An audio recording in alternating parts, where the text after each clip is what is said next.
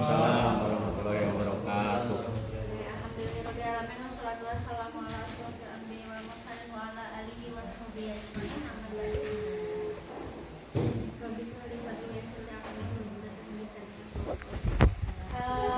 Pertama-tama saya ucapkan terima kasih kepada Bapak Ibu yang sudah berkenan hadir di rapat bulanan ini, sekaligus di desiminasi materi yang sudah saya dapatkan di pendidikan guru penggerak. Materi ini memang dirasa cukup penting untuk bisa diimplementasikan di sekolah-sekolah gitu ya. Nah, kebetulan ini juga menjadi tugas saya sebagai calon guru penggerak untuk bisa mendesiminasi atau memberikan materi ini ke sharing materi ini kepada Bapak Ibu guru di sekolah gitu. Kenapa? Karena materi ini memang perlu. Nah, kenapa budaya positif ini muncul akhir-akhir ini? Karena memang kemarin kita sudah mendapatkan musibah gitu ya, pandemi, sehingga kualitas pendidikan itu dirasa sangat menurun. Kemudian terjadi degradasi moral peserta didik juga, sampai wakase kesiswaan kelabakan. Ini kenapa anak-anak kok zaman sekarang jadi seperti ini? Karena memang yang pertama akibat dari pandemi itu sendiri, kemarin secara psikologis dan mental itu pasti terganggu. Kemudian yang kedua akibat dari perkembangan zaman teknologi juga sangat mempengaruhi. Baik, saya dari Karisma Dewi gitu ya, CDP Angkatan 6 Kabupaten Tasikmalaya, dengan fasilitator Bapak Hedi Ali Ramdana dan pengajar praktiknya oleh Bapak Apep Zainal Mustafa. Izinkan saya untuk memberikan materi, men-sharekan materi, membagi materi gitu ya. Karena di sini saya bukan maksud untuk menggurui, tidak ada sama sekali. Di materi ini, saya terus terang Bapak Ibu, pada saat materi ini dipelajari, modul 1.4 ini cukup membuat saya termenung. Sampai-sampai harusnya berdiskusi di Zoom, saya banyak diam. Kenapa? Karena ternyata apa yang sudah saya lakukan selama ini itu jauh dari yang seharusnya. Itu. Jadi mudah-mudahan materi yang saya bagi sekarang ini bisa menjadi acuan gitu ya, kita sama-sama untuk mengimplementasikan budaya positif ini. Padahal memang ketika saya lihat Pak Jepi, Pak Ridwan, Pak Dudu, Bu Hajai, apalagi mungkin Pak Adat itu sudah melakukan apa yang ada di sini di budaya positif gitu ya. Termasuk Bu Penti dan Bu Nawi juga sebagai guru favorit. Saya suatu hari pernah ngudak-ngudak Bu Nawi. Saya ngudak Bu Nawi gitu ya. Bu Nawi, saya nanya gini, Bu Nawi gimana caranya biar jadi guru favorit? Saya tanya gitu iseng. Awalnya dia nyakit we biasa, dan saya mah nggak apa-apa katanya gitu ya. Biasa we miss, gitu. Jadi guru we kumaha katanya gitu. Sekali, kedua kalinya ketemu lagi, saya tanya lagi, ya atuh kumaha caranya biar dekat sama anak, kata saya gitu. Terus Bu Nawi cuma bilang, naon sih biasa we dateng kumaha. Kalau ke Bu Pentri juga mungkin saya pernah ya nanya kayak gitu ya Bu Pentri, karena Bu Pentri jadi guru favorit.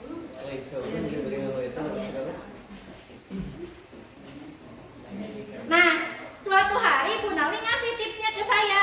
Di sini nggak ada Bu Nawinya ya. Kata Bu Nawi gini, nyantai we miss katanya gitu. Saya mah tipsnya cuma satu. Kalau ketemu anak-anak senyum. Apapun masalah yang terjadi di rumah, dimanapun pokoknya yang terjadi sama kita, ketemu sama anak, senyum. Itu tipsnya Bu Nawi. Saya agak nggak percaya. Gitu kan? Sebelum saya belajar ini. Dan ketika saya mempelajari modul 1.4 ini, budaya positif ini, saya baru paham apa maksud Bu Nawi. Memang kita sebagai guru itu seharusnya bisa membuat nyaman dan senang peserta didik, gitu ya. Baik Bapak Ibu, ini agenda yang ingin disampaikan gitu ya. Pembukaan 5 menit, materi 30 menit, diskusi 20 menit, penutup 5 menit. Jadi saya mohon kerjasama, mudah-mudahan materinya bisa tersampaikan dengan baik dan kita bisa berkolaborasi bersama untuk mengimplementasikan budaya positif ini. Baik Bapak Ibu, ini dasar pendidikan. Saya ambil ini teori-teori yang saya sampaikan di slide ini berdasarkan dari modul semuanya, jadi tidak saya tambah gitu ya.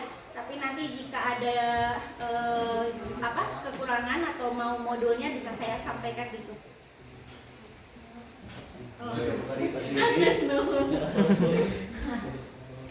Baik Bapak Ibu, Ki Hajar Dewantara menjelaskan bahwa tujuan pendidikan yaitu menuntun segala kodrat yang ada pada anak-anak. Jadi tujuan pendidikan itu adalah menuntun segala kodrat yang ada pada anak. Menuntun, hanya menuntun. Kita tidak berhak untuk mencerdaskan anak. Karena yang berhak mencerdaskan anak itu cuma Allah. Mensolehkan, membuat anak baik itu bukan tugas kita. Tugas kita hanya menuntun anak-anak dengan segala kodratnya agar mereka dapat mencapai keselamatan dan kebahagiaan yang setinggi-tingginya, baik sebagai manusia maupun sebagai anggota masyarakat. Nah ini dapat mencapai keselamatan dan kebahagiaan yang setinggi-tingginya sebagai manusia dan sebagai anggota masyarakat itu menjadi kata kunci. Karena kalau misalnya anaknya tidak baik, tidak melakukan hal-hal yang menjadi nilai-nilai kebajikan universal, maka otomatis dia tidak akan selamat sebagai seorang manusia maupun sebagai anggota masyarakat. Nah kemudian oleh sebab itu pendidik itu hanya dapat menuntun tumbuh atau hidupnya kekuatan kodrat yang ada pada anak. Jadi hanya menuntun agar dapat memperbaiki lakunya, bukan dasar hidupnya. Jadi kita tidak berhak untuk mengubah kodrat anak, tapi kita wajib untuk memperbaiki, mengarahkan, menuntun kepada laku yang baiknya dan tumbuh kekuatan kodrat anak itu sendiri. Kodrat itu adalah potensi ya, kodratnya anak itu apa. Nah, baik Bapak Ibu, ini sebenarnya ada di modul 1.1, tetapi saya sampaikan sebagai dasar. Kodrat anak itu menurut Ki Hajar Dewantara itu ada 2. Yang pertama ada kodrat alam dan ada kodrat zaman. Kodrat alam itu adalah lingkungan sosial, sehingga ketika nanti mereka lulus menjadi anggota masyarakat, menjadi seorang manusia seutuhnya, itu bisa beradaptasi dengan lingkungannya, dengan alamnya. Nah, kemudian untuk kodrat zaman itu sendiri, karena zaman Bapak Ibu dengan zaman anak sekarang itu pasti berbeda. Ya, makanya kita harus menuntun mereka untuk bisa menumbuhkan kekuatan kodrat mereka. Nah, kita sebagai guru, sebagai penuntun, sebagai pendidik otomatis harus bisa menyesuaikan dengan kodrat anak itu sendiri. Kalau misalnya sekarang kodrat anaknya mainan sosial media, pakai teknologi, daripada anak kucing-kucingan di belakang kita, lebih baik kita tuntun aja. Sok hoyongan ge naon, sok kami hoyongna pakai desain naon. Ini kan banyak CapCut ya, pakai video-video kayak gitu jaringannya. Nah, kenapa enggak kita belajar menggunakan media itu? Itu adalah menuntun kodrat anak itu. Nah, dari dasar ini maka peran guru dan sekolah dalam perkembangan murid, kata Ki Hajar Dewantara itu menyatakan bahwa kita ambil contoh perbandingan dengan hidup tumbuh-tumbuhan seorang petani, dalam hakikatnya sama kewajibannya dengan seorang pendidik yang menanam padi. Jadi kita itu adalah petani, ibaratnya murid adalah padinya. Nah, sehingga kita sebagai seorang petani itu hanya dapat menuntun tumbuhnya padi, kemudian memperbaiki kondisi tanah, memelihara tanaman padi, memberi pupuk dan air, membasmi ulat-ulat atau jamur-jamur yang mengganggu hidup tanaman padi dan lain sebagainya. Jadi kita hanya harus memastikan lingkungan mereka tumbuh itu baik. Ngasih pupuk yang baik. Kita tidak berhak untuk mengubah kodrat padi menjadi jagung. Tidak akan mungkin bisa. Padi menjadi jagung itu tidak mungkin bisa. Gitu. Jadi kita itu sebagai guru hanya perlu untuk menuntun padi itu gitu ya supaya tumbuh dengan baik. Gitu. Nah, dari uraian tersebut kita dapat menyimpulkan bahwa sekolah diibaratkan sebagai tanah tempat bercocok tanam, sehingga seorang guru perlu mengusahakan agar sekolah menjadi sebuah lingkungan yang menyenangkan.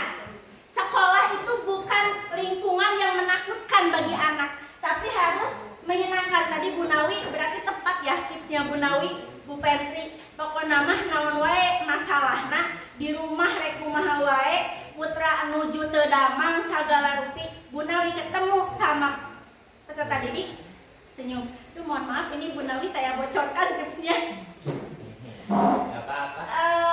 Karena lingkungannya itu harus menyenangkan. Kemudian aman.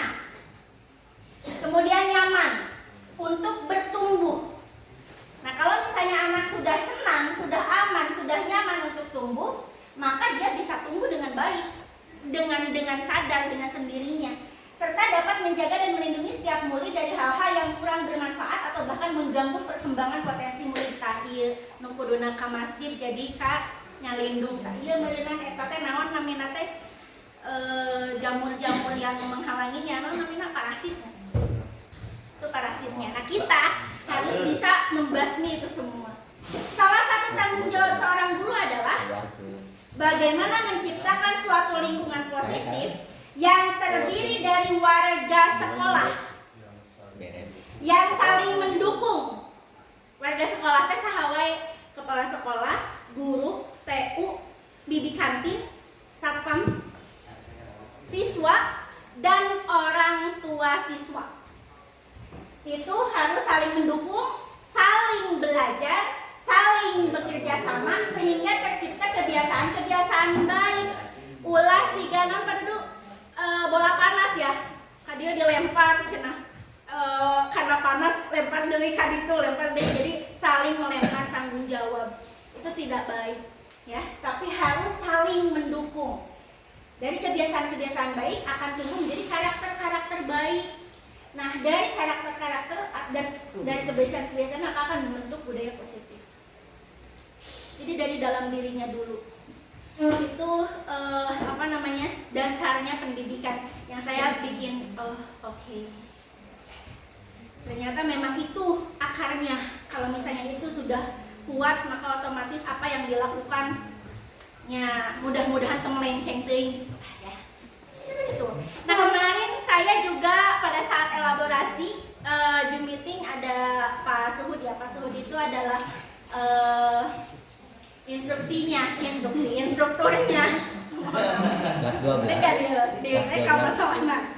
Nah, Pak Suhud bilang kayak gini. Sudah bukan zamannya lagi para guru itu saling sikut menyikut. Sudah bukan zamannya lagi para guru saling menjatuhkan. Sekarang adalah zamannya para guru berkolaborasi. Anu paham tariknya mau masa aja gitu. Abi entos abi. Kudu sangsa. Oke. Ini mah sawer Pak Suhud gemanya itu senang yang pertama. Juli stiker saja stiker Pak. Pamat. Baik, nah berarti kita simpulkan budaya positif itu adalah suatu situasi yang terbentuk dari kebiasaan-kebiasaan yang memiliki nilai kebajikan sehingga terciptanya lingkungan yang menyenangkan. Lingkungan yang menyenangkan, bukan menegangkan. Aman, nyaman untuk murid bertumbuh serta dapat menjaga dan melindungi setiap murid dari hal yang kurang bermanfaat dan bahkan mengganggu proses perkembangan potensi murid. Bapak Ibu, ieu mah abdi panginten nu rumaos siga kitunya. Karena saya ada intuisi yang memang agak tinggi. Kemarin juga saya pada saat tes 16 personality ya, begitu. Saya ternyata intuitifnya tinggi. Nah, bagi orang yang punya intuisi tinggi, itu sangat terasa sekali ketika ada orang yang punya negativity gitu. Misal Pak Dani lagi marah-marah nih di kelas atau lagi ada masalah aja gitu ya, lungsing. Nah, kemudian dia ikut rapat di sini. Saya itu akan merasa, wah nggak enak nih. Saya yakin Bapak Ibu juga sama seperti itu. Sama dengan peserta didik. Ketika gurunya datang ke kelas, bari baeud, deseur-deseur acar, ka kelas ambek-ambekan, aya murid komo jiga sidik keluar badannya, aktif kata mah kinestetik tinggi ya, aktif banget, proaktif. Cacarik tah, padahal di guru itu punya potensi yang sangat tinggi sekali dalam komunikasi kan? Iya. Iya. Hyper. Enggak ya, dia benar-benar punya potensi tinggi. Nah, ketika kita punya masalah, tidak bisa menekan energi kita, tidak bisa menekan emosi kita, maka apa yang kita rasakan itu bisa tersalurkan ke anak-anak secara tidak langsung. Sehingga tidak ada ini nyaman dan menyenangkan dan aman. Oh, ayah mama si ibu kunaon, si bapak nak kamu kan ya bujang-bujang badai dia mau mengeluarkan potensi diri ya, itu hati-hati. Berarti kita ya jadi guru abi rumaos astagfirullah seueur istighfar Bapak Ibu, abi belajarnya seueur istighfar. Masya Allah. Oh, di ngajar istighfar wae gitu, Bu. Pas belajar Pindah jadi PAI, Bu. Pindah istighfar. Oke. Nambahkan sedikit Ya. Boleh. tentang budaya positif di lingkungan sekolah. Mungkin tadi Ibu Kepala sudah membahas sedikit. Salah satu mencontohkan di sekolah yang tadi disebut Jelas Asih oleh yang dipimpin oleh Pak Irfan Amali itu. Saya langsung datang ke sana, keliling-keliling sekolah. Memang lingkungan sekolahnya itu juga tidak kaku gitu. Tidak menegangkan Yang gitu. menjadikan sekolah aman, nyaman itu tidak hanya dari sisi aturannya saja mungkin, tetapi didukung dengan sarana dan prasarana dan termasuk ya tadi fasilitasnya itu yang tidak kaku, yang tidak terlalu formal. Ya. Sebagai contoh misalkan begini, ruang kelas kita kan 100% formal. Ya. Nah di sana kalau dibandingkan tadi dengan di sekolahnya Pak Irfan itu, dia sekolahnya seperti gazebo begitu ya, jadi seperti gaji buat kan, pokoknya senyaman mungkin anak itu bisa nyaman tinggal di kelas. Ya. Nah sehingga si anak itu bisa istilahnya melakukan kegiatan-kegiatan positifnya itu banyak di dalam kelas, sehingga betah nyaman duduk di kelas, tidak seperti kita. Itunya mohon maaf, mungkin ini kan karena kita ingin aman nyaman untuk di sekolah gitu.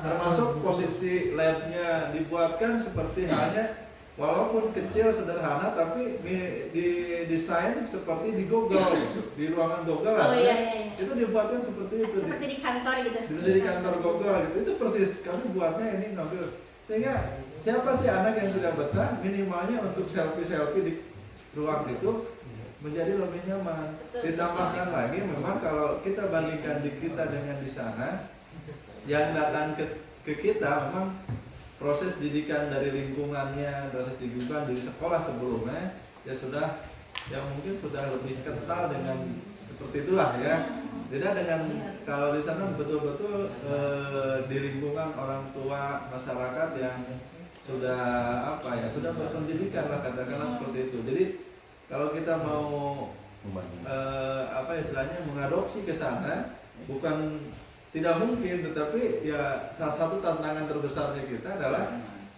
ya katakanlah bahan bakunya gitu ya. Katakanlah bahan bakunya Bahan baku. Ya. udah gitulah ya. Mungkin itu sebagai bahan, tapi mudah-mudahan menjadi gambaran atau apa saran untuk sekolah juga bagaimana menciptakan kondisi lingkungan sekolahnya dulu yang membuat kita nyaman, mulai dari sarana prasarana dan lain sebagainya. Minimal mendukung. Nah, Supaya anak mampu berinovasi, kan kedah upami misalnya latar segala rupa kan rumetnya karena iya oke. Tapi kalau misalnya rapi, tertata, menarik, nyaman, otomatis mereka punya inovasinya lebih tinggi juga. Nah, termasuk salah satunya juga di kobongnya, ini gambaran juga Pak Dan. Mungkin untuk di kobongnya itu ya kita kan mesti konvensional. Ya. Di sana itu jadi nggak nyaman. Saya sendiri yang baru datang sudah dibuat nyaman, lihat kobongnya itu seperti kapsul apa? Oh iya, yang hotel kapsul yang Hotel kapsul gitu. Gue emang nggak nyaman gitu, orang-orang tidur, anak-anak rapi seperti itu. Jadi walaupun dalam satu ruangan diisi banyak orang karena sudah berbentuk hotel kapsul, nyaman anak minum aja. Mudah-mudahan sekarang kita pakai potensi yang ada gitu ya. Mudah-mudahan dengan anak-anak jadi baik gitu, itu bisa meningkatkan nilai atau kualitas sekolahnya. Kan muka abron nu daftarna nu memang itu gitu bisa Dengan waktu yang lebih baik. ya gitu.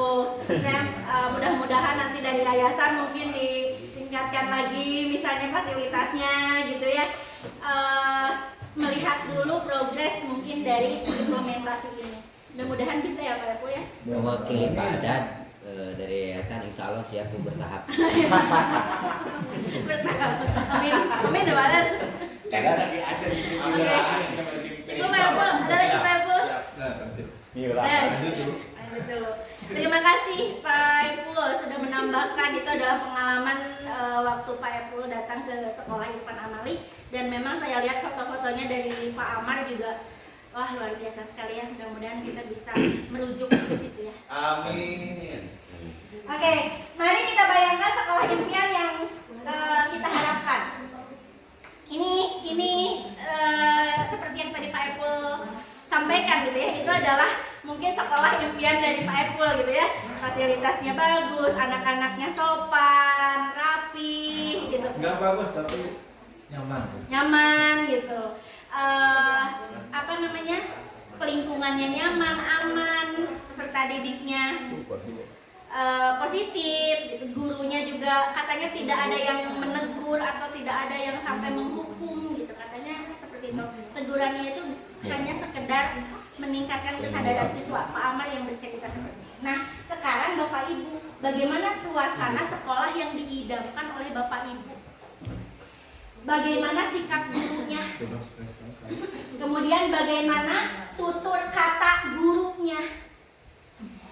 Bagaimana guru bersikap kepada murid-muridnya? Bagaimana sikap murid-muridnya? Bagaimana mereka saling berinteraksi terhadap Anda sebagai pimpinan sekolah atau mungkin terhadap guru-guru yang lain? Ini harus dipikirkan. Kalau kita menyuruh anak-anak untuk memiliki impian, maka kita pun harus punya impian ini. Ingin menjadi seperti apa sekolah kita? Kalau kita tidak punya impian ini, tidak menyelaraskan mindsetnya gitu ya, impiannya, maka ya pasti kadieu Pak JP mah kadieu ngadidikna nuntuna ieu mah kadieu bodo amat we abi mah pokona mah ajar we beres wih we Bisa. ya. Nah, ini harus menjadi bahan pemikiran. Nah, untuk mewujudkan sekolah impian tersebut, bagaimana Anda akan menciptakan sebuah lingkungan yang positif di sekolah Anda? Apa strategi yang Anda pilih? Bagaimana Anda akan menerapkan disiplin positif dan apa yang perlu kita lakukan terlebih dahulu? Itu juga harus menjadi bahan pemikiran semua. Nah, tentunya salah satu hal yang penting adalah kita perlu menghilangkan rasa takut dalam diri murid-murid dulu. Bikin dia nyaman, menyenangkan, aman. Tidak ada perasaan takut, sieun dicarekan, sieun dihukum, merasa bersalah. Sehingga artinya tidak ada sama sekali keinginan mereka untuk tumbuh. Datang ke sekolah jadi hukumnya gesuntung. Itu kita perlu menghilangkan rasa takut dari dalam murid-muridnya dulu, sehingga mereka merasa aman dan nyaman berada di sekolah. Itu yang paling utama dan pertama harus dilakukan. Dan bahwa membuat kesalahan, ini mindset semuanya harus selaras.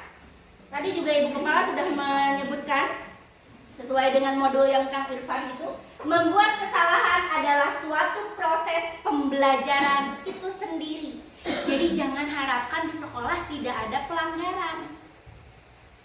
Jangan pernah memimpikan siswa tidak membuat pelanggaran sama sekali, karena itu adalah proses pembelajarannya.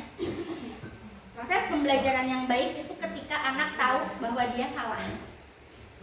Lalu kemudian apa? Kemudian ketika dia sudah menyadari dia salah, akan ada perbaikan. Tapi kalau misalnya anak merasa tidak ada yang salah, merasa sudah baik, merasa sudah pintar, tidak akan ada peningkatan kualitas buat dirinya sendiri. Itu. Jadi harus ini konsep ini, membuat kesalahan adalah suatu proses pembelajaran sendiri. Saya ngulang, benar. Ternyata kan saya mati kaunya ayam murang kali mereka HP atau naon cocok Mau darah tinggi, Bu. darah tinggi. Ternyata tidak. Ya buat aja dia sadar bahwa itu adalah sebuah kesalahan yang punya konsekuensi. Apa yang seharusnya biar anak pelajari sendiri. Katanya begitu. Ya. Karena dengan demikian semua murid dapat belajar dengan rasa tenang tanpa tekanan dan nyaman. Gitu Bapak Ibu. Iya, betul. Nah, ini sejalan dengan standar nasional pendidikan. Saya juga ambil ini karena di modul juga dicantumkan. Standar nasional pendidikan ini dari Permendikbud langsung, bahwa lingkungan yang positif sangat diperlukan agar pembelajaran yang terjadi adalah pembelajaran yang berpihak pada murid, bukan berpihak pada guru, bukan berpihak pada sekolah, tapi berpihak pada murid sebagaimana tertuang dalam standar proses dan standar nasional pendidikan pasal 12, yaitu pelaksanaan pembelajaran sebagaimana dimaksud pasal 10 ayat 2 huruf B diselenggarakan dalam suasana belajar interaktif, inspiratif, menyenangkan, menantang, memotivasi peserta didik untuk berpartisipasi aktif dan memberikan ruang yang cukup bagi prakarsa. Prakarsa itu adalah niat perubahan, kreativitas, kemandirian sesuai dengan bakat, minat, dan perkembangan fisik serta psikologis peserta didik. Termasuk di dalamnya adalah ketika masuk kelas ulah kumaha urang, tapi kumaha kebutuhan peserta didik. Dianalisis dulu. Nah, sekarang saya sedang belajar di modul pembelajaran berdiferensiasi, pembelajaran membedakan proses, produk, dan konten sesuai dengan kebutuhan anak satu persatu. Itu. Jadi harus berpihak pada murid. Berpihak pada murid itu bukan berarti yang kesiangan kemudian kita bela, bukan. Tapi berpihak pada murid itu adalah segala sesuatu yang menjadi aktivitas di sekolah dan di kelas itu berdasar dari kebutuhan peserta didik itu sendiri. Sesuai dengan kodrat peserta didik itu sendiri. Tuh. Itu berdasarkan standar nasional pendidikan. Baik, nah dari budaya positif tadi maka muncul disiplin positif. Tadi Ibu Kepala sudah menjelaskan secara rinci disiplin positif itu seperti apa. Saya hanya mungkin menambahkan. Nah di sini ada ilusi kontrol. Ilusi kontrol itu adalah ilusi yang sepertinya memang ini benar, tapi ternyata mempunyai dampak sangat negatif. Hanya kira di mana video? Kalau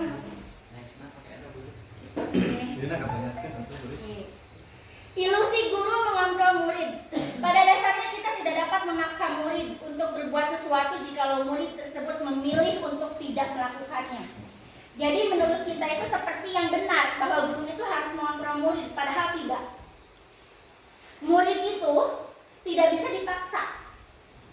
Murid itu berbuat sesuatu kalau murid tersebut memilih untuk tidak melakukannya. Walaupun tampaknya guru sedang mengontrol perilaku murid, hal demikian terjadi karena sedang mengizinkan Jadi kalaupun kita harus mengontrol murid, itu harus berdasar pada ia mah budak mah yang dikontrol. Bukan karena kita yang ingin semena-mena mengontrol murid, dak kurang guru maneh siswa. Tidak demikian.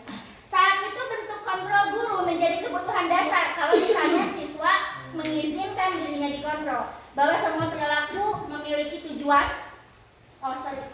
Teori kontrol menyatakan bahwa, nah di sini ini yang digunakan di disiplin positif itu adalah teori kontrol, sama dengan Kang Irfan tadi juga sama menggunakan teori kontrol, menyatakan bahwa semua perilaku memiliki tujuan, bahkan terhadap perilaku yang tidak disukai.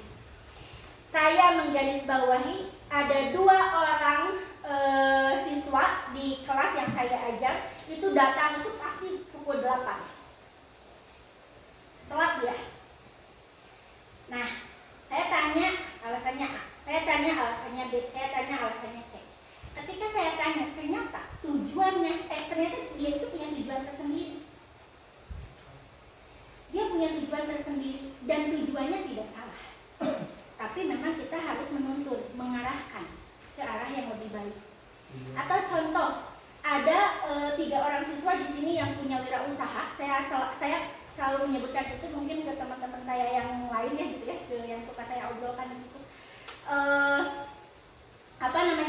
Si anak 3 ini memang saya acungi jempol, saya apresiasi sekali. Saya sebutkan namanya Rio, Najib, Bintang. Dia punya wirausaha yang sekarang penghasilannya udah jutaan. Tetapi memang dia menggunakan sosial media live TikTok. Dan live TikTok itu muncul naik rating, naik rame-ramenya gitu ya, naik penonton itu tengah malam. Sehingga mereka bertiga itu harus memanage waktunya dengan baik. Nah, kalau yang 2 orang kelas 12, dia bisa memanage waktu. Kalau ada guru, dia tidak pernah tidur. Di pelajaran saya khususnya. Bukan pelajaran Bu Pentri, tapi sekaya wae Bu Haji, kayak wae ya. Tidur kan? Enggak kan? Tapi ada 1 orang dari 3 orang itu, 1 orang selalu tidur pada saat pembelajaran. Nah, teman-temannya bilang ini, Bu, Bintang tidur katanya. Biarin, kata saya. Kemudian Bintang suatu hari saya panggil kemarin, Bintang, kamu punya penghasilan banyak, kamu calon sukses, orang sukses, tapi dengan catatan kamu harus bisa membagi waktu. Kalau kamu tidak bisa manage waktu, maka kesuksesan itu tidak mungkin didapat. Nah, Bu, ya iya, kamu dapat uang banyak, kamu sukses di kewirausahaan, tapi kamu dikeluarkan ku sakola kumaha? Kamu diajar di hente nilai butut kumaha? Eta mah tergantung kamu mau seperti apa. Dia yang cari solusinya sendiri. Dan akhirnya Bintang mengakui, "Nuhun Bu, ku abi diatur deui waktu." Gitu. Jadi kita tidak mengontrol murid kecuali murid itu sendiri yang minta kita kontrol gitu ya. Nah, kemudian ilusi kedua yaitu adalah bahwa semua penguatan positif itu efektif dan bermanfaat. Ternyata ini hanya ilusi. Penguatan positif atau bujukan adalah bentuk-bentuk kontrol. Segala usaha untuk mempengaruhi murid agar mengulangi suatu perilaku tertentu adalah suatu usaha untuk mengontrol murid tersebut. Dalam jangka waktu tertentu, kemungkinan murid tersebut akan menyadarinya dan mencoba untuk menolak bujukan kita. Nah, ini sama dengan tadi yang hadiah. Hadiah itu, ini kan penguatan positif kan? Hadiah, pujian. Seakan-akan bagus kita ngasih hadiah ke anak-anak. Terus dikasih hadiah. Ketika hadiahnya kita stop, maka anak-anak juga akan stop melakukan kebaikan. Karena dia melakukannya tidak dari kesadaran sendiri, tapi dari hadiah. Kemudian ilusi bahwa kritik dan membuat orang merasa bersalah dapat menguatkan karakter. Ini juga kita sering sundar sindir kabudak, membuat anak merasa bersalah. Ternyata itu ilusi. Itu sama sekali tidak menguatkan karakter anak. Kenapa? Menggunakan kritik dan rasa bersalah untuk menuju pada identitas gagal. Mereka belajar untuk merasa buruk tentang diri mereka sendiri. Jadi lamun sobek, Pak Adad disindir, Pak Abdi, kasih Pak Adad pasti akan berpikir, Pak Adad itu akan merasa bersalah, akan merasa dirinya jelek, buruk, dan itu tidak baik untuk pengembangan potensi anak. Mereka mengembangkan dialog diri yang negatif. Nyanya abi mah lu ngomongnya kuduna kieu tapi kumaha udah lah lamun aya perubahan kalau mah aya nu kieu tapi mah emang kieu geus bae we lah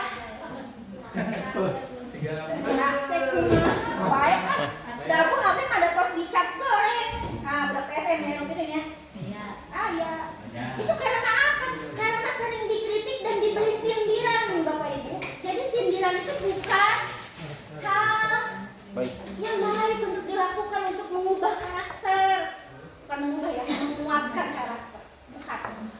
Kadang-kala sulit bagi guru untuk mengidentifikasi bahwa mereka sedang melakukan perilaku ini karena seringkali guru cukup menggunakan suara halus. Nah, sindiran ini ya, kritik dan membuat orang merasa bersalah itu, fasilitator saya dan pengajar praktis saya juga mengakui bahwa ciri dari membuat orang merasa bersalah adalah dengan suara halus. Untuk menyampaikan pesan negatif. Seakan-akan positif, padahal untuk menyampaikan pesan yang negatif. Itu tidak baik. Kemudian ilusi bahwa orang dewasa memiliki hak untuk memaksa. Nah, ketika ada pemikiran saya mah guru punya hak untuk memaksa kamu melakukan ini, itu adalah ilusi. Banyak orang dewasa yang percaya bahwa mereka memiliki tanggung jawab untuk membuat murid berbuat hal tertentu. Apapun yang dilakukan dapat diterima selama ada sebuah kemajuan berdasarkan sebuah pengukuran kinerja. Pada saat itu pula orang dewasa akan menyadari bahwa perilaku memaksa tidak akan efektif untuk jangka waktu panjang dan sebuah hubungan permusuhan akan terbentuk. Nah, ini disiplin positif menurut teori kontrol William Glasser, bahwa menurut teori kontrol seorang manusia atau Anda lah ya di sini dikatakan tidak bisa mengontrol orang lain, hanya dengan Anda bisa mengontrol diri Anda. Jadi yang bisa mengontrol diri manusia itu adalah manusia itu sendiri. Yang bisa mengontrol anak itu adalah anak itu sendiri, bukan kita. Kita tidak bisa mengontrol mereka. Kita hanya bisa memaksa mereka untuk melakukan. Dan ketika kita tidak memaksanya, mereka akan melakukannya lagi. Kemudian semua perilaku memiliki tujuan. Misal putra Pak Adad melakukan sesuatu hal, misalnya terlambat. Saya tanya, kenapa terlambat? Disuruh sama Pak Adad begini misalnya. Kedua kalinya sama. Saya pikir ini pasti tujuannya adalah dia menghargai gurunya di pesantren. That's okay. Itu adalah pilihannya dia. Tapi kita harus luruskan sama ibu juga guru misalnya. Jadi jangan begitu saja menyalahkan anak. Itu katanya ya. Kemudian model berpikirnya ini disebutkan juga pada saat main sensei ya. Berpikir menang-menang. Sebetulnya upami Bapak Ibu ngiringan sareng emut, ini model berpikirnya harus menang-menang. Guru menang, siswa menang. Ulah urang hayang guru nu menang, siswa bukan bukan memang salah sih. Tidak boleh. Kemudian kolaborasi dan konsensus menciptakan pilihan-pilihan baru. Nah, ini juga harus berkolaborasi dalam kontrol. Kemudian realitas kebutuhan setiap orang itu berbeda. Kalau saya mengatakannya prioritas orang itu berbeda. Kalau Pak Dudu mungkin prioritasnya itu adalah karir. Beda misalnya dengan Pak Amal. Pak Amal prioritasnya adalah anak misalnya, atau misalnya punya prioritas yang lain. Itu berbeda. Kemudian kita berusaha memahami pandangan orang lain tentang dunia. Jangan hanya kita yang memandang dunia. Jadi jangan berpusat ke kita, tapi kita juga harus paham bahwa orang lain juga punya pandangan. Dan setiap orang memiliki gambaran berbeda terhadap hidupnya. Nah, dari ini bahwa setiap orang itu hanya bisa mengontrol dirinya sendiri, tidak bisa mengontrol orang lain, maka ini akan muncul makna disiplin disiplin bahwa belajar kontrol diri dengan menggali potensi kita agar tercapai tujuan mulia, yaitu sesuatu menjadi seseorang yang kita inginkan berdasarkan nilai-nilai yang kita hargai. Jadi kita harus sadar dengan nilai yang ingin kita dapatkan. Siswa harus sadar dengan nilai-nilai yang ingin mereka dapatkan. Bukan sadar harus melakukan paksa, aturan, hukuman. Kemudian, semua perilaku memiliki tujuan. Ini muncul teori motivasi. Teori motivasi ini sebenarnya ada dua, motivasi ekstrinsik dan motivasi intrinsik. Tetapi motivasi ekstrinsik itu cenderung memiliki dua tujuan, untuk menghindari hukuman. Yang kedua untuk mendapatkan imbalan. Mereka yang dipasihan acis ibu. Kemudian untuk menghargai diri sendiri, itu motivasi yang ketiga. Nah, motivasi intrinsik yang mengacu pada disiplin positif itu adalah ini, yaitu adalah agar dia dapat menghargai dirinya sendiri. Siswa menghargai diri sendiri, bukan untuk menghindari hukuman, bukan untuk mendapatkan imbalan. Hese emangnya bukan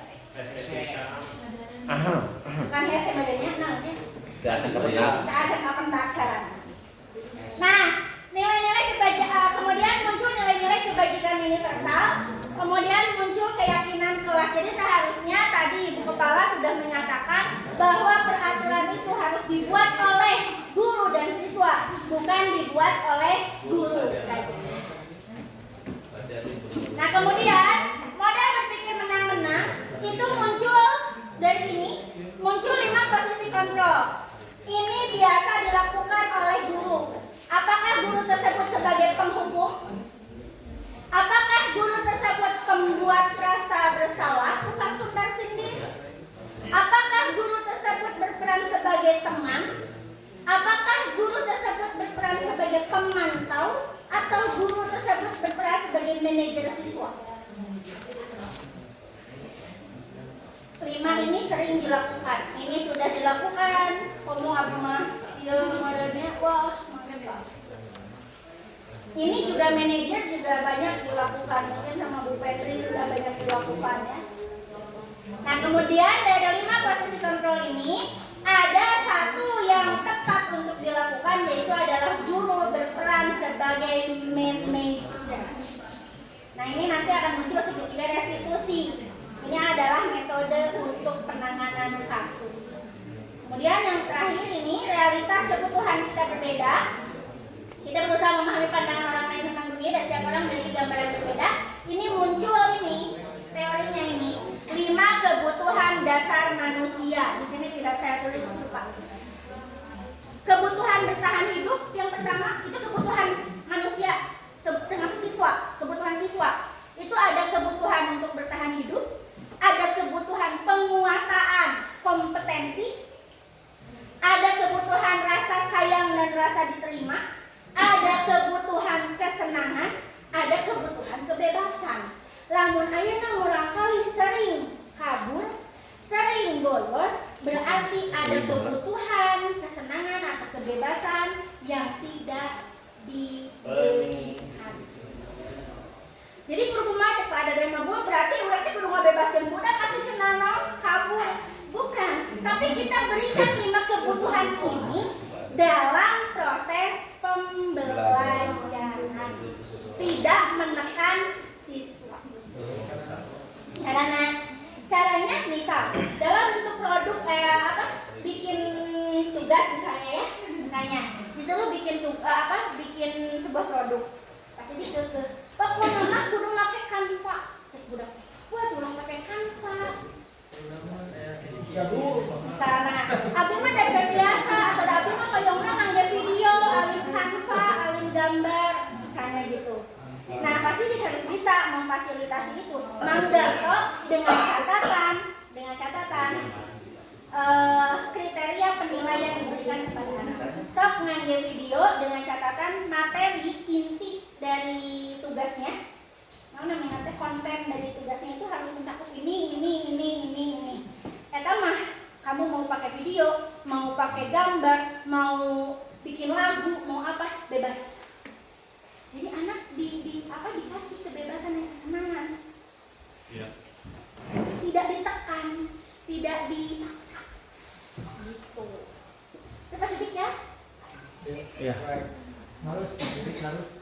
Maka makna disiplin Maaf ayah mas ada. Bukan Pak Sidik, bu sekarang ayah Sidik. ayah sidik. Baik, berarti makna disiplin dikatakan di sini kata Caja Dewantara yaitu dari mana ada kemerdekaan disitulah harus ada disiplin yang kuat. Sungguh pun disiplin itu bersifat self disiplin yaitu kita sendiri yang mewajibkan kita dengan sekeras-kerasnya. Tetapi itu sama saja. Sebab jikalau kita tidak cakap melakukan self disiplin, wajiblah penguasa lain mendisiplin diri kita. Dan peraturan demikian itulah harus ada di dalam suasana yang merdeka. Nah ini yang meluruskan miskonsepsi tadi bahwa di sini kan ada kan, jikalau kita tidak cakap melakukan self disiplin, kita ganti menjadi peserta didik. Jikalau peserta didik atau seorang manusia tidak cakap melakukan self disiplin, wajiblah penguasa lain mendisiplin diri kita. Nah, itu adalah kewajiban guru kepada siswa.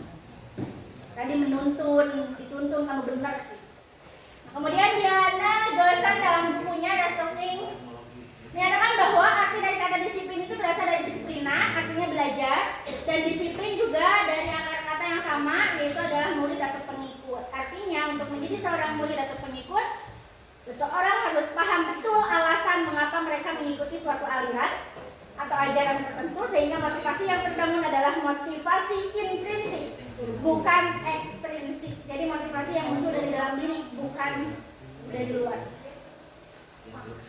Sehingga makna disiplin disimpulkan bahwa disiplin diri merupakan cara seseorang untuk mengontrol dan menguasai dirinya sendiri. Jadi anak itu harus mengontrol dan menguasai dirinya sendiri untuk memilih tindakan yang mengacu pada nilai-nilai kebajikan universal. Jadi anak yang memilih, bukan kita yang memilihkan untuk anak. Sehingga dirinya hargai agar tercapai tujuan mulia yang diinginkan. Hal ini juga berarti orang tersebut dapat menyeimbangkan antara hak dan kewajibannya. Jadi anak itu bisa paham mana hak dan mana kewajiban dia, serta dapat bertanggung jawab atas segala yang dilakukan. Jadi nilai kebajikan universal itu harus muncul dari dalam dirinya. Pilihan dirinya menjadi baik adalah pilihan dirinya, bukan paksaan orang lain, termasuk paksaan. Ini 3 motivasi perilaku manusia tadi sudah disebutkan untuk menghindari ketidaknyamanan atau hukuman, untuk mendapatkan imbalan atau penghargaan, dan untuk menjadi orang yang mereka inginkan dan menghargai diri sendiri dengan nilai-nilai yang mereka percaya. Nah, yang ini yang sebaiknya dimunculkan dalam diri siswa. Ini motivasi ekstrinsik dan yang ini adalah motivasi intrinsik. Nah, kemudian ada keyakinan kelas dan peraturan. Yang mana yang perlu dilakukan? Yang perlu dilakukan adalah ini. Karena keyakinan kelas itu muncul dari keyakinan setiap siswa. Sementara peraturan itu muncul dari guru. Nah, motivasi intrinsik, keyakinan ini itu muncul nilai-nilai kebajikan dari keyakinan diri siswa itu sendiri, sehingga muncul profil pelajar Pancasila. Nah, kemudian ini profil pelajar Pancasila itu bisa terwujud, bisa terejawantahkan hanya dengan motivasi intrinsik karena muncul dari sini. Baik Bapak Ibu, nah ini ada prosedur pembentukan keyakinan kelas.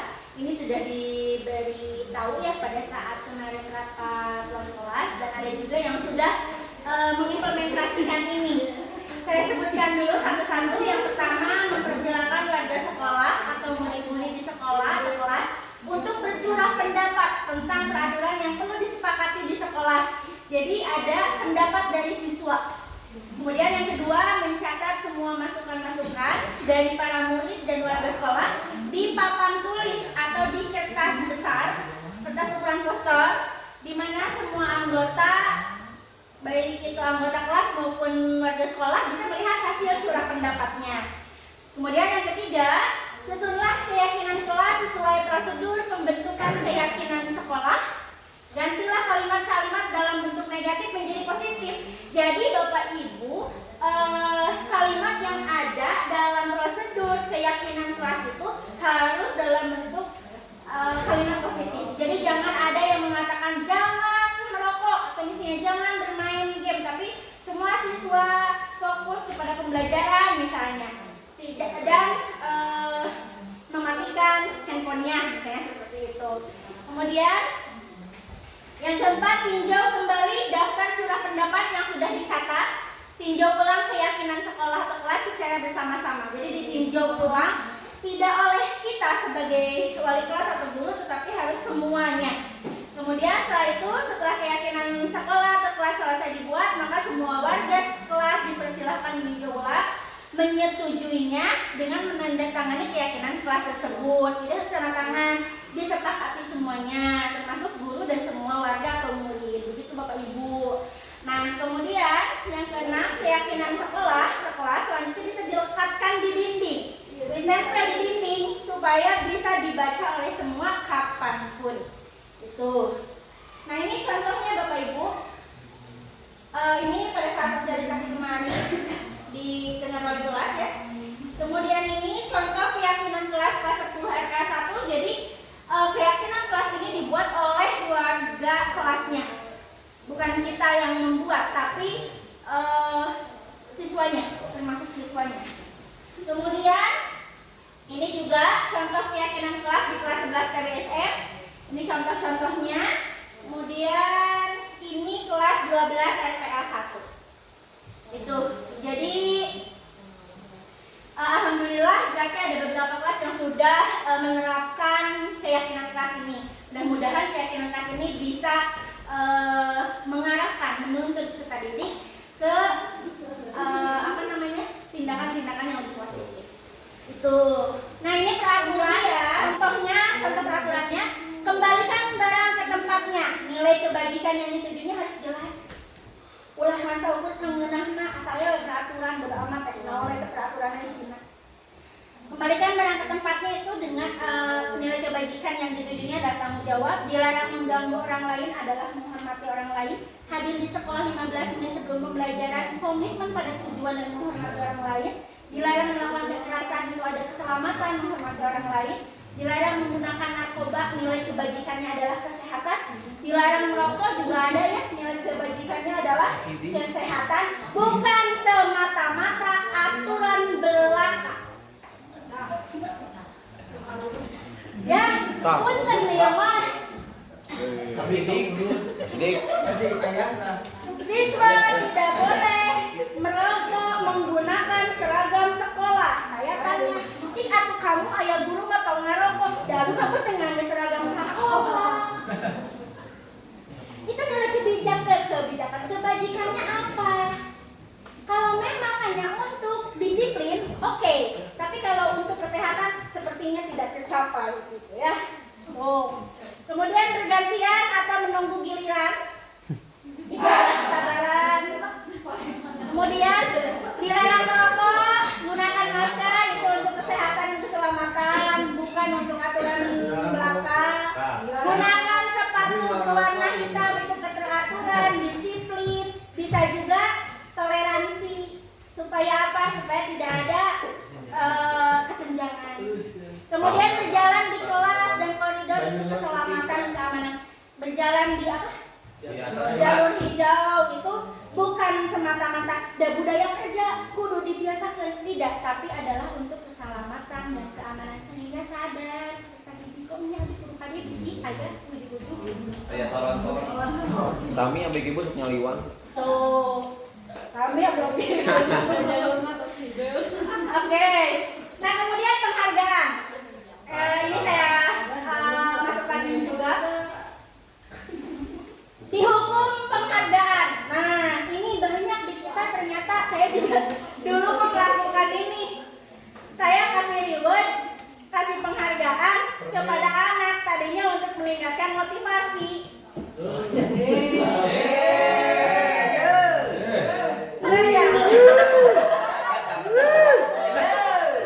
Dari paling mau nyebut web loh.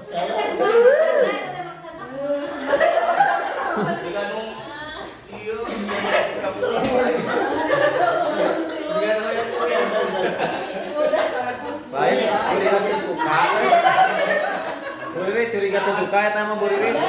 Iya. Kalau saya nggak bosan, Beren. Wih, pemanas, wah pemanas. Memberhentikan secara halus. Nilai kebajikannya sabar. Jadi stiker ya.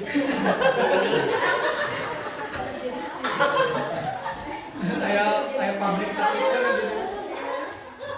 Oh, segini kios. Nah, jadi jengkol apa Amal? Oke, Bapak Ibu, ternyata reward juga adalah sesuatu hal yang tidak baik ya. Reward atau penghargaan itu ternyata menurut dari kontrol itu tidak baik. Saat kita berulang kali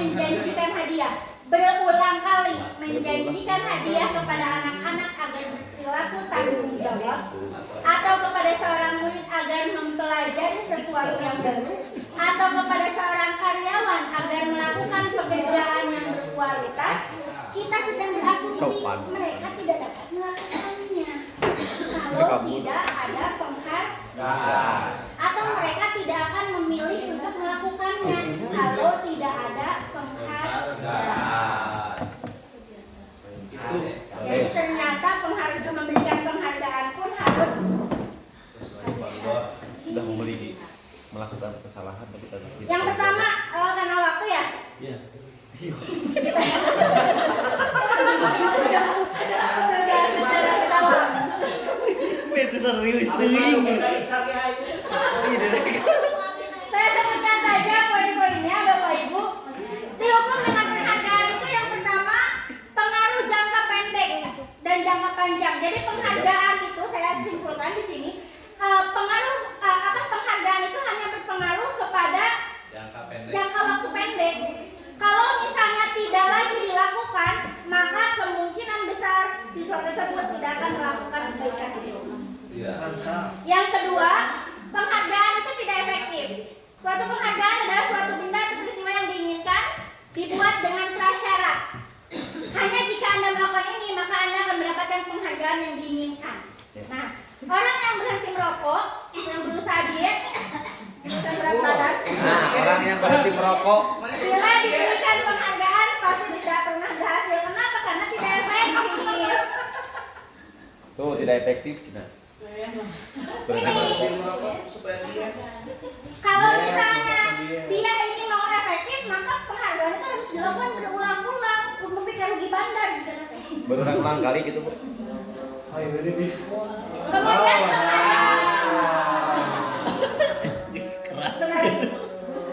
Kemudian penghargaan itu bisa merusak hubungan. Kenapa? Karena kalau si A dikasih penghargaan, si B tidak dikasih penghargaan, itu akan merusak hubungan antar keduanya. Kemudian penghargaan dapat mengurangi ketepatan. Kemudian penghargaan dapat menurunkan kualitas. Kemudian penghargaan dapat mematikan kreativitas karena tadi unsurnya ekstrinsik bukan intrinsik motivasinya. Kemudian penghargaan itu menghukum. Kenapa penghargaan menghukum? Penghargaan menghukum mereka yang tidak mendapatkan penghargaan. Misalnya dalam reaksi cenderung atau memberikan penghargaan dan hukuman adalah hal yang sama. Karena keduanya mencoba mengendalikan perilaku seseorang. Jadi dihargai itu penghargaan, reward itu adalah proses mengendalikan perilaku seseorang. Jadi hati-hati ya.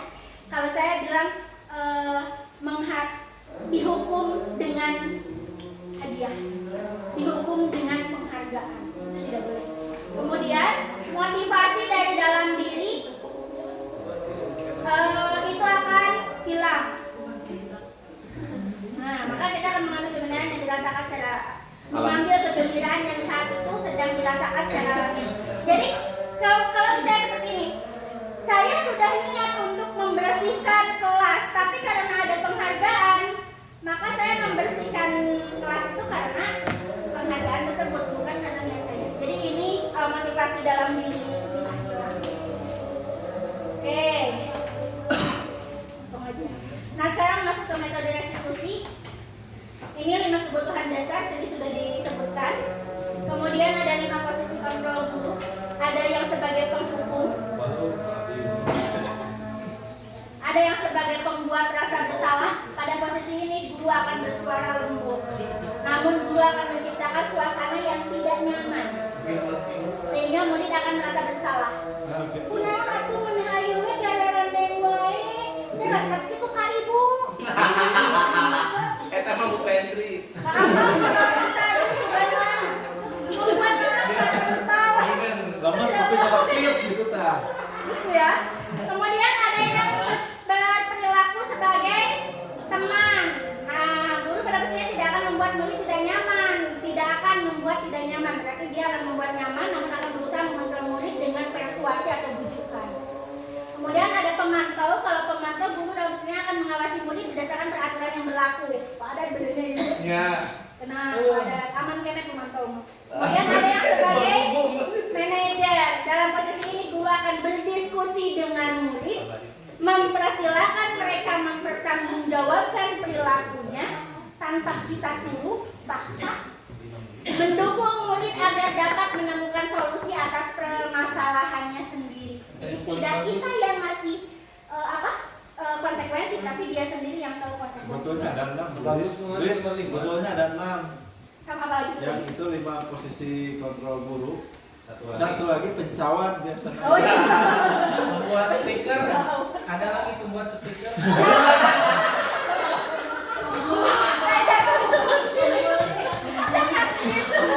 Saya sendiri Bu yang jadi korban. Saya juga korban. Kalau boleh jadi pencawan. Korban beri atau ya. Apa korban tapi misnang hati. Korban harus senyum. Oke. Waktu. Nah, penghukum dan pembuat merasa bersalah atau tukang sundar sindir membuat orang merasa bersalah itu akan memunculkan perilaku kontrol negatif. Sementara teman pemantau itu akan memunculkan perilaku kontrol positif dan sebagai manajer akan memunculkan perilaku kontrol diri. Contohnya penghukum itu dia gurunya menghardik, menunjuk-nunjuk, menyakiti, menyindir. Mana itu dia keberangan? Bersih. Abi pisan, Abi. Karena itu pelajaran saya. Atau mungkin ini gurunya itu cenderung akan berkata seperti ini. Langsung kamu tengah lakukan dia, kamu bakalan menang hukuman dia. Nah, eta teh penghukum. Abi. Kemudian hasilnya anak akan memberontak. Anak akan mendendam jika tadi gabung lagi. Tapi kan sudah Anak akan menyalahkan orang lain. Kemudian murid akan berkata, saya tidak peduli lama-lama. Lama-lama murid akan tidak peduli. Kemudian dampak pada murid akan mengulangi perasa kesalahan berulang kali dan perilaku menjadi lebih agresif. Bagi macet. Iya kan? Kemudian kaitan dengan dunia berkualitas, murid meletakkan guru di luar dunia berkualitas. Murid meletakkan guru di luar dunia berkualitas. Artinya kenapa bisa sampai guru menyalahkan murid? Murid menyalahkan guru. Murid meletakkan guru itu tidak berkualitas akibat adanya Penghukuman. saya belajar ini ngelam tapi kasih minggu tahu sih Tapi memang kalau diantar orangnya polisi.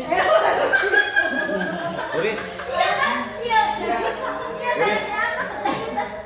Kalau misalkan penghukuman itu sudah disepakati oleh anak-anak, tidak apa-apa. Itu bukan menghukum namanya. Ya kan? Yang tadi keyakinan kelas. Iya.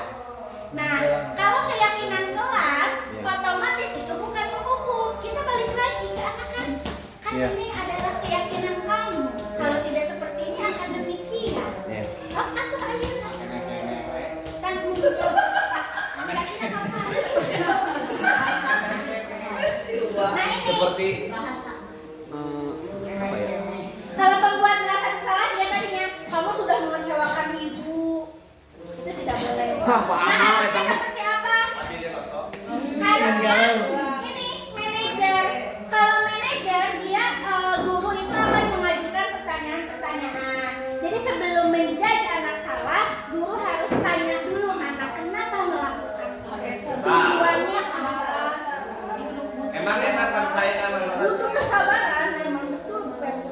ting ngapan se penjara ge.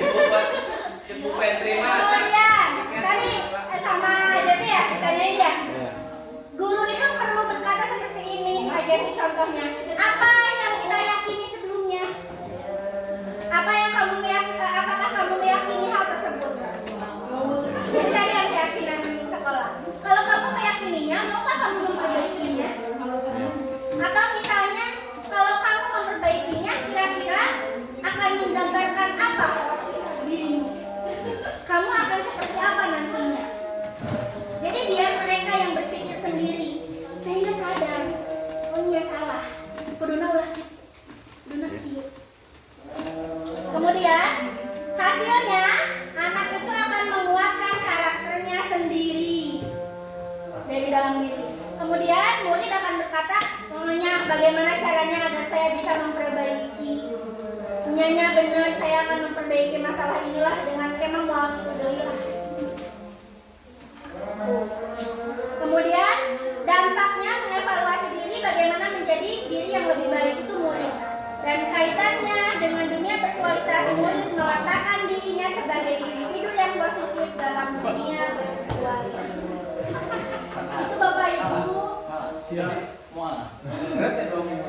Nah, muncullah restitusi. Restitusi ini apa? Restitusi ini adalah proses kolaboratif yang mengajarkan murid untuk mencari solusi masalah mereka. Jadi kolaborasi antara guru dengan siswa. Supaya apa? Supaya mereka mencari solusi untuk masalah mereka sendiri. Membantu murid untuk berpikir tentang seperti apa yang mereka inginkan. Dan bagaimana mereka harus memperlakukan orang lain sehingga mereka bisa kembali ke kelompok mereka dengan karakter yang lebih kuat. Itu metode restitusi. Seperti apa metode restitusi? Seperti ini. Segitiga biru. Menstabilkan identitas, validasi tindakan yang salah, kemudian menanyakan keyakinan. Kamu tentunya punya alasan mengapa melakukan itu. Ini harus ditanyakan kepada siswa. Keyakinan kelas apa yang telah disepakati? Kemudian, adakah cara yang lebih efektif untuk mendapatkan apa yang kamu butuhkan? Mun kamu yang bebas, kira-kira kuduna kumaha? Kamu ingin menjadi orang yang seperti apa? Biar mereka yang paham sendiri. Setiap orang pasti pernah melakukan kesalahan. Kamu bukan satu-satunya yang pernah melakukan ini. Nah, dalam segitiga restitusi ini, menariknya Bapak Ibu, di menstabilkan identitas ini, peserta didik atau murid itu akan kita dorong, kita tuntun untuk menyadari kesalahannya. Lalu divalidasi tindakan yang salah, kita jangan mengatakan, kamu ternyata salah, tidak. Misal tadi si Bintang tidur di kelas misalnya ya. Ya pantas sih memang kalau kamu capek kalau kamu live-nya malam pasti capek. Ibu juga kalau kayak gitu pasti akan ketiduran di kelas. Itu validasi tindakan yang dia lakukan. Kita validasi dulu biar anak itu merasa dihargai. Bu, abisnya capek, geus neangan acis. Iya, lamun ibu jika kamu oke pasti ibu bakalan ketiduran di kelas. Lalu nanyain keyakinan kira-kira lamun itu kudu kumahanya. Lamun kieu wae kan kamu mungkin bakalan ketinggalan pelajaran, belajar gak akan benar. Kira-kira harus gimana buat menyimbanginnya? Jadi tidak boleh menyalahkan tindakan anak dalam segitiga restitusi. Betul, bisa. Tapi dituntun biar itu tidak terjadi. Ini adalah contoh penerapan restitusi. Saya akan play.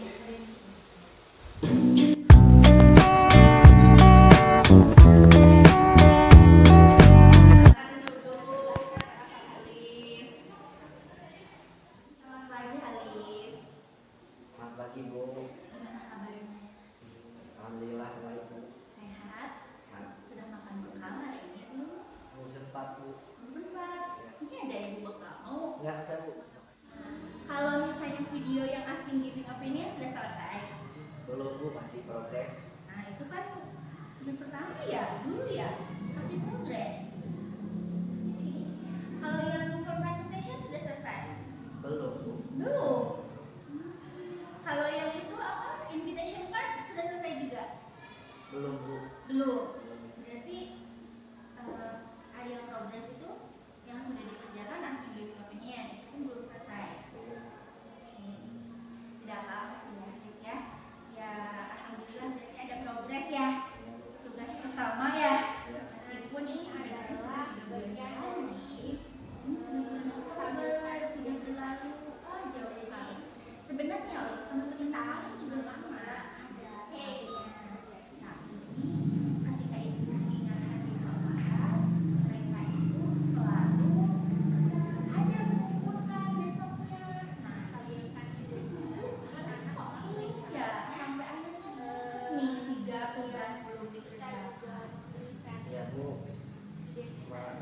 minta maaf Bu setelah makan. supaya merasa masih dihargai ya anak-anaknya, Tuhan ada lupanya, ya kan? Nah, sebenarnya Liv tidak mengerjakan tugasku itu adalah pilihan kamu loh. Ini adalah kesepakatan bahwa tidak mengerjakan tugasmu tidak apa-apa. Nah, ini mungkin kembali lagi ke keyakinan kalian. Kenapa alasannya? Kamu masih belum mengerjakan. Ada kemudian digali itu kenapa tidak mengerjakan saja tidak mengerjakan. Ibu, saya kadang suka lupa. Suka lupa. Ya, kadang suka nggak salah. Oh, kamu ada suka lelahnya. Liv, ada hal lain di luar sekolah yang kamu kerjakan di rumah? Katakan juga memang yang lain sudah semangat. Kalau begitu, setelah selesai sekolah, bertahun nih masih ada kali mengerjakan apa saja. Ya, pulang sekolah saya biasanya main dulu di rumah teman. Aja sampai jam berapa? Kadang sampai maghrib. Ada peduli dengan tugas. Habis maghrib ngaji sampai isya. Bagus dong. Habis itu ada yang dikerjakan. Ya, saya biasanya sih main game. Nah itu Bu, saya kadang kelupaan sampai begadang dan gitu. Oke, nah Liv, sebenarnya ya kalau main sama temen itu tadi kan tadi bilang ya setelah pulang sekolah itu suka main sama teman boleh aja. Sosialisasi sama teman itu perlu ya, tapi jangan terlalu lama ya. Itu Salih juga bilang tadi, saya bilang boleh ngaji di masjid ya. Alhamdulillah boleh udah kayak ini. Nah, tapi yang jadi masalahnya itu adalah kamu terlalu kelena bermain game. Nah emang main game salah ya Bu? Nggak salah, boleh aja. Jadi gini kan maksud kamu kan? Nah, mungkin salah ya nggak boleh, nggak salah nih. Menghibur diri itu nggak salah, main game itu boleh aja. Malah mungkin kamu sudah banyak tahu kalau main game itu bisa ningkatin kerja otak. Itu pasti tidak alasan kamu ya kenapa main game ya? Ya. Iya. Tapi harus hati-hati, harus bijak juga main gamenya ya. Kalau terlalu lama nanti nggak bisa ningkatin kerja otak. Yang saya tahu sih seperti itu. Berarti boleh kan Bu? Boleh. Tapi hari harus tahu ya, harus ingat, ya kan? Kalau hari punya tugas dan kewajiban yang harus dikerjakan. Ditanya, ya keyakinannya kalau ngerjain tugas. Mungkin penyebab saya kelelahan itu sering bermain game sampai semalaman, begadang. Jadi banyak tugas juga kan Bu. Jadinya ya stres Bu. Nah, ya kan?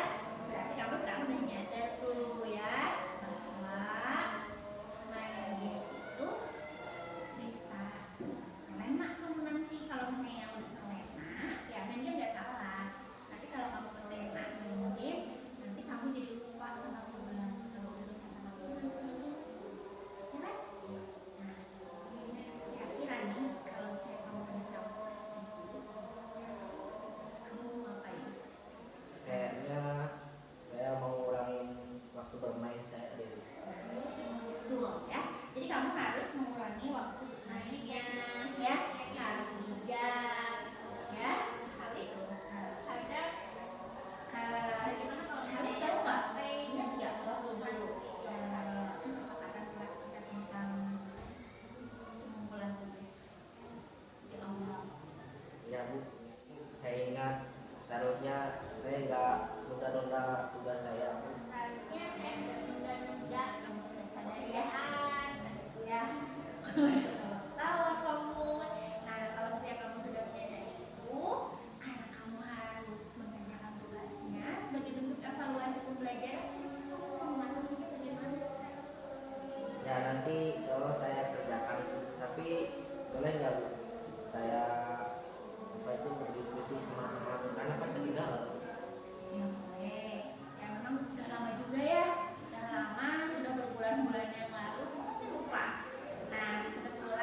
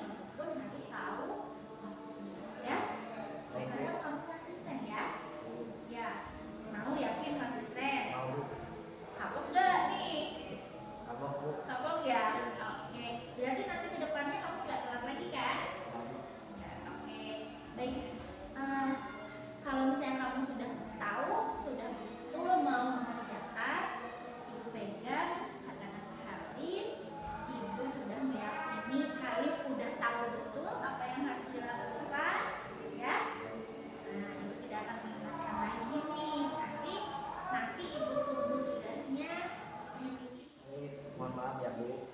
Ya, apa? Nah, sekarang anak kamu sudah tahu apa yang sudah lakukan dan boleh istirahat.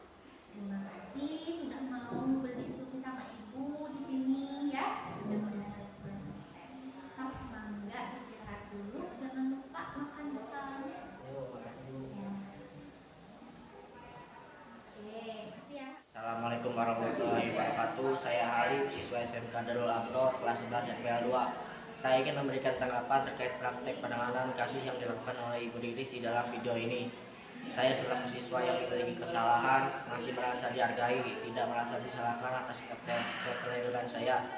Karena Ibu Riris menyampaikan pertanyaan yang ramah dan tidak menyudutkan, sehingga saya merasa nyaman dan aman untuk mengakui kesalahan saya sendiri. Bahkan beliau membantu saya menemukan solusi atas masalah saya sendiri.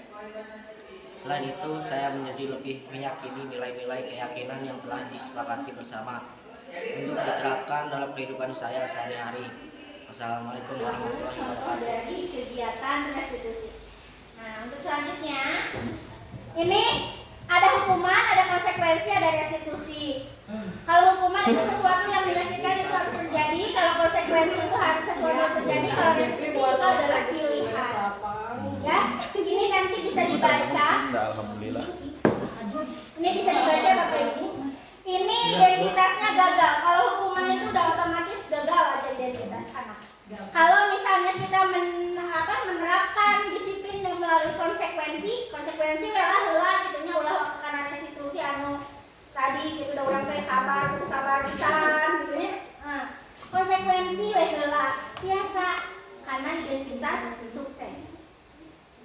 Lama-lama nanti seiring berjalannya waktu mudah-mudahan segitiga restitusi ini bisa dilakukan dan kita mudah-mudahan tidak menyentuh lagi hukuman. Ponis mati langsung bes. Pada wanita tunggal untuk jenak Quran. Ulah laksanaanku. Tidak apa-apa, itu kan bentuk hukumannya. Iya. Iya. Riris Kan tadi itu kan ada upami Aya keneh hukuman suasana. duha kan duha gitu. Iya, Panginten abdi teh nya di materi buka kepala ayeuna sareng materi Bu Riris Panginten aya motivasina nya kangge merubah mindset anak. Tapi abi ingat ka amanat kapungkur Panginten ketika aya acara oge nabi diundang ku padedenana nya ketika di CTI. Ingat kene pokoknya nama SMK itu harus bisa menciptakan peserta didik yang disiplin, kuat, ya, dan bertanggung jawab. Terus kuabi ditinggali ke lapangan atau di industri jarang orang yang malas, jarang orang yang cengeng gitu, dan jarang orang yang paling bahasana pundungan. Lamun aya malas cengeng di pundungan mah Panginten upami kayak di dunia industri sulit gitu untuk adaptasinya. Nah, saya ya selaku kesiswaan di sini menerapkan sebelum ngajar ke siswa itu wayahna nya kudu disiplin dina hal eta. Pelatahan bahkan padedenana nya juara kabri sarta acan asup teh kalau bisa harus bisa olahraga dulu. Iya, olahraga heula. Kasih jaina pada di kumpul ngerolok. Ya. Tapi kabuktosan. Ya. Kabuktosanana Panginten lemah gitu, ya. Nah, di sini ada timbul kebingungan. Suatu sisi kita harus seperti yang disampaikan, ya. Satu sisi lagi saya selaku yang memberikan aturan kepada siswa untuk mendisiplinkan, membiasakan peserta didik tersebut supaya menjadi bekal kunjungan untuk menjadi bekal di dunia industri dan dunia kerja. Jadi orang nanti kudu disiplin gitu. Nah, eta kumaha solusina? Tos, terima kasih. Oke. Terima kasih Pak Aden. Jadi tadi balik lagi ya.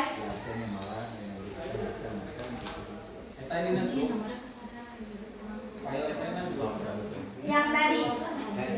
Ini kita harus munculkan kesadaran diri Pak Aden. Mana tadi?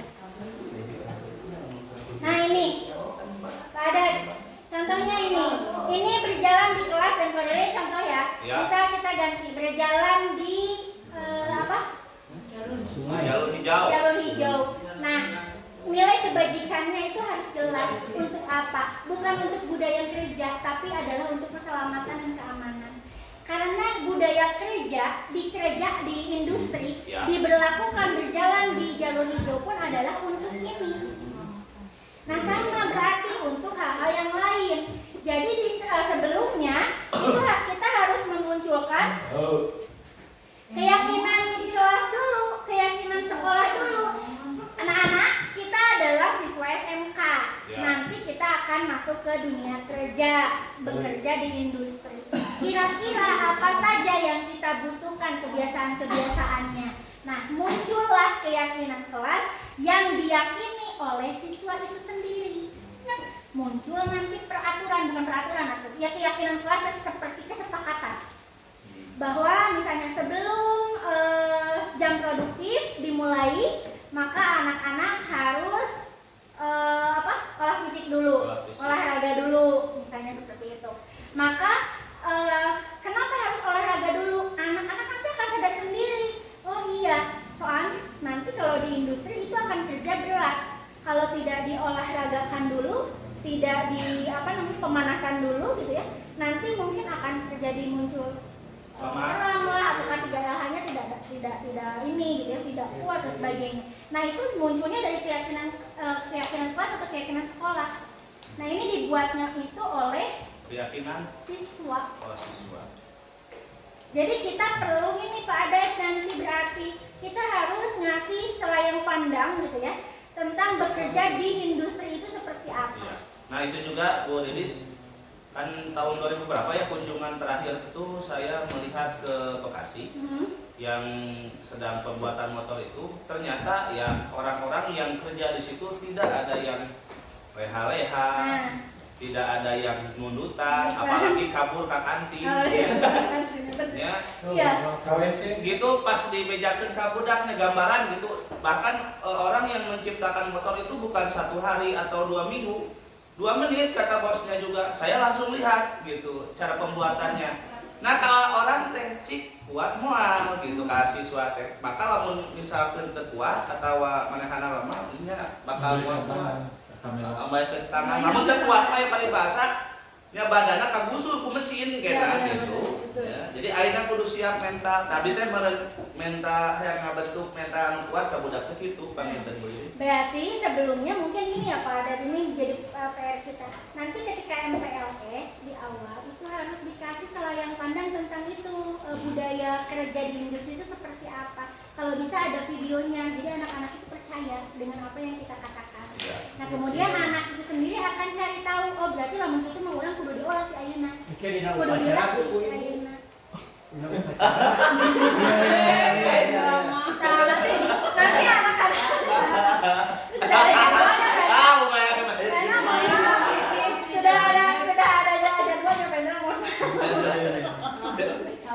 Nah, nanti kan apa namanya? baik drama. Dan jadwal metiasa direvisi. Nanti kan kalau misalnya anak udah tahu ternyata budaya kerjanya seperti itu, anak itu akan berpikir, oh berarti nya orang ayeuna kudu dilatih, kudu sehat, kudu dilatih, kudu kumaha carana supaya kita bisa terbiasa nanti. Maka muncullah ini nanti dibuat oleh siswa itu sendiri. Boleh deh si jadinya kagok lah. Abi menghadapi anak 3 ini, Derby, Aji, terus teh Riandani. Eta kan ulah aya sifatna hukuman atau ulah aya mata teu nyaman. Ya. Satu sisi abi malu. Daripada pusing cenah uy. Ya, satu sisi abi malu terus masihan konsekuensi. Jadi hukuman nanti dibuat ku anjeunna. Pernah gitu jeung abdi istilahnya nulis kesepakatan. Ya. Kesepakatan. Tetapi kesepakatan itu bisa dijalani hanya paling lama 1 minggu. Bahkan ayeuna tos rami kembali deui gitu. Ya. Abi membuat nyaman mah sudah Pak. Bu. Di antara anak ieu panginten ketika nongkrong atau ketika di luar abi nyampeurkeun. Hayangna kos kumaha sok di sekolah gitu. sambil paribahasana lamun misalkan terjajan atau kumaha tapi ayeuna salib gitu di jajanan budak eta teh. Si ingat ke bapak, si ingat ke orang tua anu geus bisa ngabiayaan pemain tersakit sih bisa ngabahagiakeun kunaon lamun misalkan kieu wae. Anjeunna pernah tungkul atau pernah ceri luhur handap paribahasana luhur handap. Tapi istilahnya agar balik deui ibu eta teh. Jadi kumaha gitu supaya solusina mereka sadar. Selain ibu lamun saya mah ibu ngajar langsung jaminan gitu tah. Coba. Tapi ada hukman eta teh. Coba ayeuna Rizky Maulana kumaha? Rizky Maulana nya pembinaan teh nya. Ya. Tapi Rizky kan Maulana kumaha? Rizky Maulana alhamdulillah. Kalau Rizky Maulana kelihatan ada perubahan.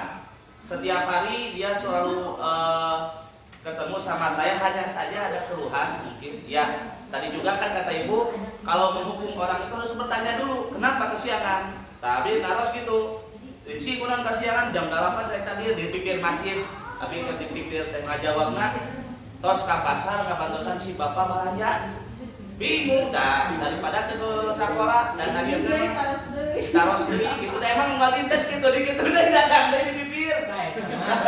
Solusina Ada sabarnya bagi orang tua gitu. Ya artinya ya orang itu. Ya soal. Berarti solusinya kita ke orang tua. Jadi kerjasama dengan orang tua. Nah, bikin betul. aturannya. Jadi mau gimana? Ini kan tahu. Ini kan waktunya sekolah. Tapi orang tua pun bisa mempekerjakan anak. Ya. Ya. Jadi intinya guru harus sinkron dengan orang tua. Nah itu baru bisa diambil tindakan. Ya. Setelah ada persetujuan dari orang tua. Ya. Ya. Jadi harus ada apa? Komunikasi dengan orang tua.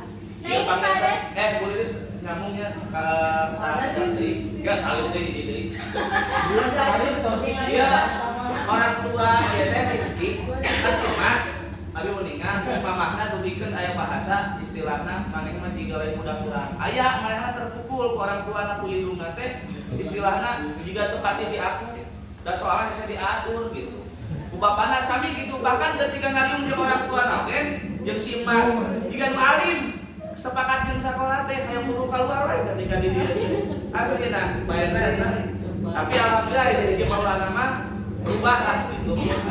Memang ya tantangan ya menuntun anak itu memang tantangan karena tidak setiap anak itu punya karakter yang sama. Pak Aden yang jadi solusi mungkin bisa ini menggunakan metode restitusi yang tadi. Ya yang ini.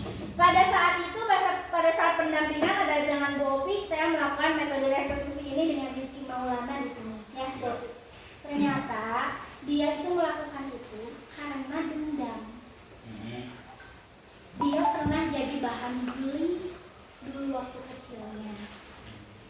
Dibully ku orang tua. Enggak, kayak begitu.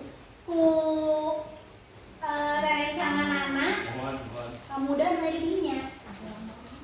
Kemudian dia berbicara seperti ini sambil mau menangis. Nepikeun ka ieuna Cirembai. Nyebabkeun anak teh kieu, Bu, da abi alim, hayo wae janten korban siga kitu. Abi ge hoyong katingali kiat jida batur. Pamit bercanten ya Bopinya, Bopi pada saat itu dia berbicara. Akhirnya dia melakukan itu, seakan-akan dia adalah orang paling kuat. Saya bilang seperti ini, saya validasi tindakan itu. Oh, palingan atuh kamu siga kieu we pantes ibu ge lamun kitu mah. Nyeri hate. Ibu ge pamit itu mah nyamuhun hoyong katingali gagah alim direndahkeun. Tapi menurut kamu, lamun ayeuna kamu ngagugu emosi, energi kamu berkurang teu. Anu dipakena energina besar atau kecil, capek teu kamu siga kitu. Punya perasaan dendam itu kamu capek teu? Capek, Bu. Kenapa kamu tidak melakukan hal yang sebaliknya? Kata saya gitu. Berarti harus gimana harusnya yang baiknya seperti apa yang ulah itu kabatur mah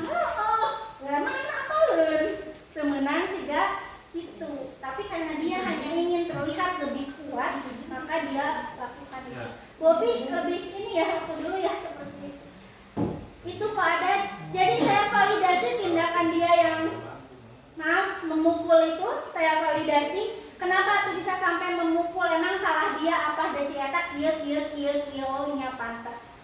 Kamu erek ambek ge pantes. Ngan lamun kamu ambek kira-kira jadi solusi henteu. Henteu Bu. Padahal mah lamun kamu dikitukeun ku batur, laporkeun we ka guru. Teu kudu ngaluarkeun energi anu leuwih gede nu kata ayeuna ti masalahna. Kata saya seperti itu. Nah, kemudian saya tanya keyakinannya. Mohon maaf Bu Riz, ini kan masih ada 4 agenda. Oh iya iya. Jadi karena sampai jam 1.04. Oh iya. Mungkin bisa dipercepat kalau ada kesempatan lagi di lain waktu bisa. Ya, nanti diskusi Apa ya. sebenarnya bisa manyun wae. Itu Pak Adat ya. Ini waktunya. Ya, waktunya memang sudah ini ya, sudah sampai. Mudah-mudahan kita bisa diskusi lagi di lain waktu Bapak Ibu. Sangat ingin. Terima kasih atas perhatiannya. Pak Adat mudah-mudahan tidak puas dengan jawaban saya. Nanti bisa muncul diskusi-diskusi yang lainnya. Ini materi yang mungkin bisa saya sampaikan dulu. Terima kasih atas perhatiannya. Untuk diseminasi ini saya tutup. Saya ucapkan terima kasih. Assalamualaikum warahmatullahi wabarakatuh. Waalaikumsalam.